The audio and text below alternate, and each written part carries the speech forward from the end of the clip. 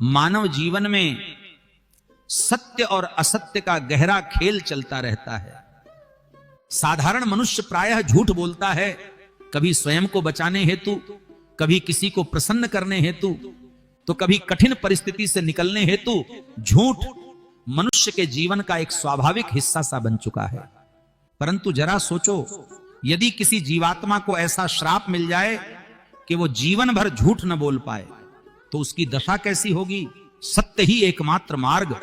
उस श्रापग्रस्त आत्मा के पास कोई विकल्प न रहेगा। हर परिस्थिति में, हर संवाद में केवल सत्य ही मुख से प्रकट होगा। भले ही वो सत्य सामने वाले को कितना भी कठोर क्यों न लगे, भले ही कितनी ही हानि क्यों न उठानी पड़े, परंतु उसके मुख से असत्य का उच्चारण न होगा।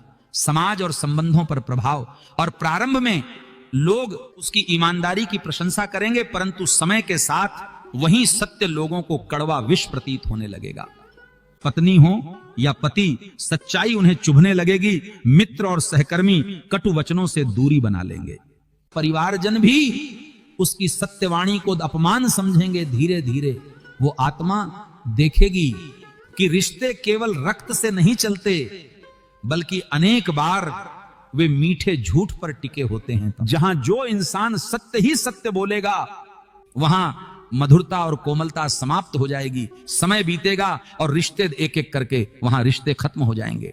झूठ न बोल पाने वाला व्यक्ति धीरे धीरे यह अनुभव करेगा कि रिश्ते सिर्फ खून से नहीं, बल्कि झूठ बोलने से चलते हैं। जब वो हर बात में सच ही कहेगा, तो रिश्तों की नरमी और मधुरता खत्म होने लगेगी। समय बीतते बीतते उसके सगे संबंधी शब्द ही खत्म हो जाएंगे। दोस्ती, भाईचारा, पारिवारिक मेलजोल सब उससे दूर हो जाएंगे, और अंत में वो व्यक्ति बिल्कुल अकेला हो जाएगा। इस श्राप से ग्रस्त इंसान को एक और आत्म शांति मिलेगी, क्योंकि उसे कभी यह चिंता नहीं होगी कि किससे क्या झूठ बोला और कौन सा सच छुपाया।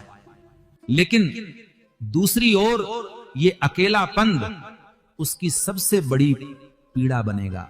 सच उसका स्थायी साथी रहेगा, मगर इंसान नहीं। भारतीय संस्कृति में सत्य को ही परम धर्म कहा गया है। मेरे प्रभु श्री राम जी ने कहा था, सत्य ही ईश्वर है। इस दृष्टि से झूठ न बोल पाने का श्राप वास्तव में एक आशीर्वाद भी है, जो व्यक्ति को सत्य के मार्ग पर ले जाता है। परंतु व्यावहारिक जीवन में यह आशीर्वाद इतना कठोर हो जाता है कि वह इंसान को रिश्तों से वंचित कर देता है।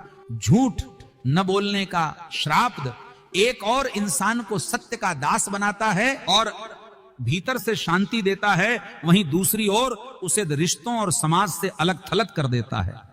उस व्यक्ति की दशा ऐसी होती है कि शब्दों में बयां करना भी कठिन है, क्योंकि सच अकेलेपन का द्वार खोल देता है, और यही दशा वास्तव में कल्पना से बाहर है। भक्तों, आज की इस पावन कथा में बस इतना ही। सत्य और धर्म का यह संदेश अपने जीवन में धारण करें। हम फिर मिलेंगे एक नई कथा